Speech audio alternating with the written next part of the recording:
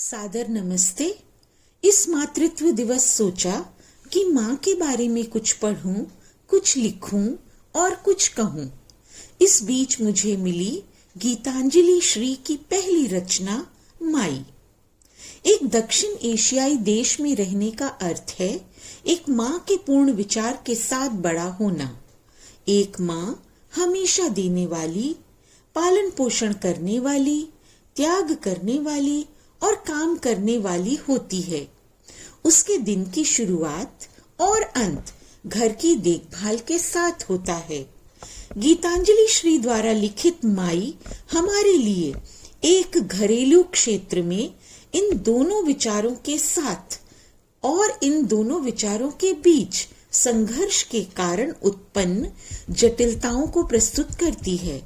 हालांकि इससे भी अधिक यह कहानी हमें बहुत कुछ सोचने और समझने के लिए मजबूर करती है। जब हम एक माँ के बारे में बात करते हैं तो वास्तव में किसके विचारों की चर्चा करते हैं? क्या हम इसे स्वयं माँ के दृष्टिकोण से देखते हैं या इसमें भी अपना ही दृष्टिकोण साधे रखते हैं? यह लेखिका का पहला उपन्यास है। यह एक माँ की दुनिया पर केंद्रित है, जैसा कि उसकी बेटी ने देखा। नीता कुमार द्वारा रचित माई के अंग्रेजी अनुवाद ने 2002 में साहित्य अकादमी पुरस्कार जीता और 2001 में क्रॉसवर्ड बुक अवार्ड के लिए चुना गया। कहानी का केंद्र एक माँ है। माई का परिवार एक छोटे से उत्तर भारतीय शहर में एक विशिष्ट मध्यम वर्ग है, जहां पुरुष एक संयुक्त परिवार के लिए फरमान तय करते हैं। घर के प्रत्येक सदस्य की भूमिकाएं स्पष्ट रूप से परिभाषित हैं। बाहर एक ऐसी दुनिया है जिसे पुरुषों द्वारा जीत लिया जाना चाहिए, जबकि घर के भीतर की सीमाओं की देखभाल महिलाओं द्वारा की जाती है। एक ही छत के नीचे रहने वाले परिवार की 3 पीढ़ियां उस संरचना की पुष्टि और अंतर विरोधों के साथ अपना मौन समर्थन प्रदान करती हुई रहती हैं और उसे बांधे रखती हैं। इस पृष्ठभूमि के साथ लेखिका एक ऐसे घर की परिचित वास्तविकताओं के करीब एक ऐसी छवि प्रस्तुत करने में सफल होती है जहां माँ चुपचाप है। माई का उपशीर्षक चुपचाप माँ है।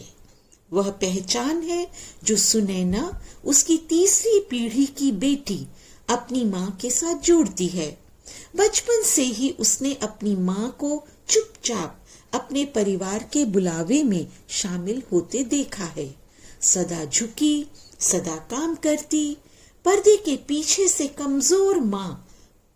कमजोर लगती है जरूर, पर है नहीं, कमजोर मालूम पड़ती है।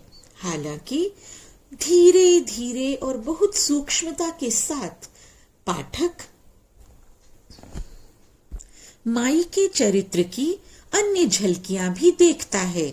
सबसे महत्वपूर्ण बिंदुओं पर हम देखते हैं कि माँ अपने बच्चों के लिए बोलती है, भले ही वह केवल एक शब्द या एक वाक्य ही कहे, परंतु वह बोलती है, अपने बच्चों के लिए बोलती है। वह कभी भी उनकी पसंद या फैसलों पर सवाल नहीं उठाती। पाठक को यह भी मालूम होता है कि माँ के पास आनंद के अपने क्षण होते हैं, जब वह रात को अपने बच्चों के साथ साझा किए गए बेडरूम में आराम करती है। वहां वह अपना घूंघट छोड़ देती है और उनके चुटकुलों पर हंसती है। जब वह आंगन में एक गीत गुनगुनाती हुई दिखाई देती है या जब पति के एक दुखद दुर्घटना के बाद वह पूरे परिवार की जिम्मेदारी उठाती है। सुनैना और उसके भाई सुबोध के लिए हालांकि उसकी चुप्पी उत्पीड़न के समान है। वे उसे उन बेड़ियों से छुड़ाने के विचार से ग्रस्त हैं और चाहते हैं कि उनकी माँ इन बेड़ियों से मुक्त हो, जिनके बारे में उनका मानना है कि वह पीड़ा में है। इतना अधिक कि यह उनके जीवन का उद्देश्य बन जाता है। बेहद सादगी से लिखी यह कहानी आजादी के बाद भी औपनिवेशिक मूल्यों के तहत पनपते मध्यम वर्गीय जीवन, उसके सुख दुख और सबसे अधिक औरत की जिंदगी बगैर किसी प्रकार के आत्मदया के प्रस्तुत करती है। पर शिल्प की यह सादगी भ्रामक सादगी है। इसमें छिपे हैं कचोटते सवाल और पैनी सोच। उत्तर प्रदेश के किसी छोटे से नगर की बड़ी सी ड्योढ़ी में बसे परिवार की यह कहानी। बाहर हुक्म चलाते रोबीले दादा, जिंदगी भर राज करती दादी, दादी के दुलारे और दादा से कतराने वाले बाबू, साए सी फिरती सबके सुख दुख सुख सुविधाओं की संचालक माँ। कभी कभी बुआ का अपने पति के साथ पीहर आ जाना। इस परिवार में बड़ी हो रही एक नई पीढ़ी, बड़ी बहन और छोटा भाई।